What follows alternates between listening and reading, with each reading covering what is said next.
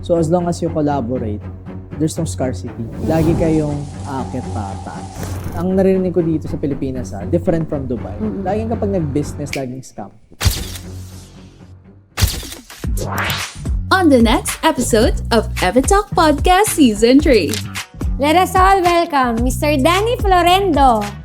Sino ka nga ba before ka maging CEO ng ADM? I was an architect in Dubai. Ka ba natakot or nagduda? Pwede pa akong bumalik. Oo. Pero kung hindi, at least I tried. Yes, oo. Kung gusto mo talaga siya, makukuha mo siya. Malaking tulong ba na nag-join force kayo compare dun sa solo ka lang? I think malaking tulong kasi parang yung two brains na gumagalaw, kamay kayakap ka.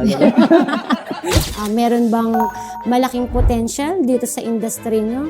I believe talaga na mas lalaki pa to.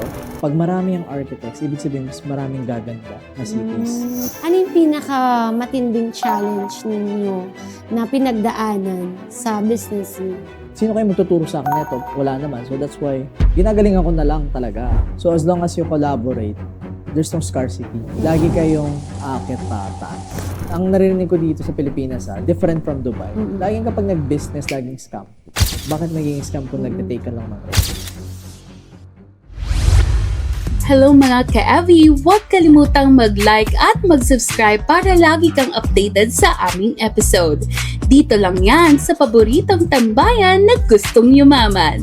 This is Evitalk Podcast Season 3.